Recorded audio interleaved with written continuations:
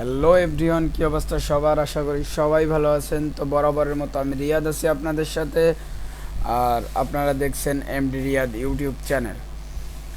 তো গত ক্লাসে আমরা যেটা দেখাইছিলাম যে কিভাবে একটা নতুন কম্পিউটার সেট আপ করে, নতুন কম্পিউটারের যে প্রোগ্রামগুলো আছে সেগুলো সেট আপ করে। তো আমরা মাইক্রোসফট অফিস প্রোগ্রামগুলো সেট আপ দেখাইছিলাম।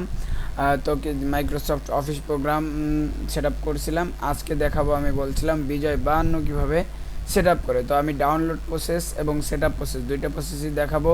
ভিডিও আর লং করবো না বেশি। তো কথা না বাড়িয়ে চলুন শুরু করা যাক। তো ফার্স্ট অফ অল আমরা চলে যাব গুগল ক্রোমে।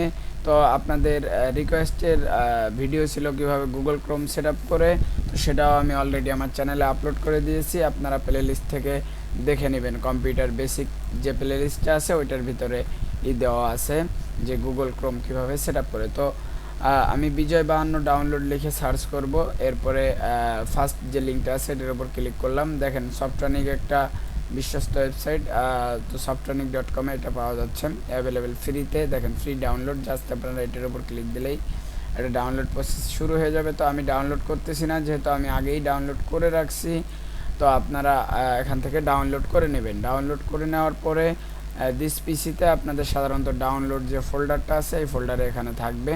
তো আমি আগে ডাউনলোড করে ডেস্কটপে এনে রেখে দিচ্ছি আপনাদের দেখানোর সুবিধার্থে। তো আমি জাস্ট এখান থেকে ডাবল ক্লিক করলাম। এরপরে এই যে উইন্ডোজ ইনস্টলার যেটা আছে, তো সেটার উপর ডাবল ট্যাপ করব। আর যদি কারো এটা ডাউনলোড করতে কোনো সমস্যা হয় অবশ্যই কমেন্ট করবেন, আমি কমেন্ট বক্সে লিঙ্ক দিয়ে দিব।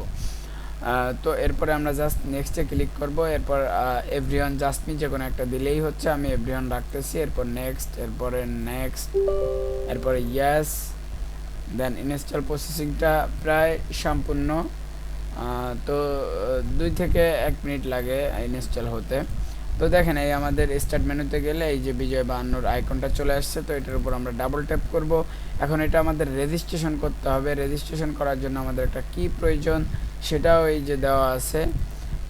তো এই যে কিটা দেওয়া আছে, এই কিটা দিয়ে আপনারা রেজিস্ট্রেশন করে নেবেন। তো আমার আগেও ইনস্টল ছিল বলে রেজিস্ট্রেশন প্রসেসটা লাগেনি, আপনাদের অবশ্যই লাগবে। আপনারা এই কিটা দিয়ে এটার উপর ডাবল ক্লিক করলে এখানে আপনার রেজিস্ট্রেশনের কিটা শো হবে। এই কিগুলো দিয়ে আপনারা রেজিস্ট্রেশন করে নিতে পারবেন। তো আশা করি ভিডিওটা বুঝতে পারছেন। যদি কারো কোনো অসুবিধা হয় অবশ্যই কমেন্ট করবেন, আমি আপনাদের সমস্যার সমাধান দেওয়ার ট্রাই করব।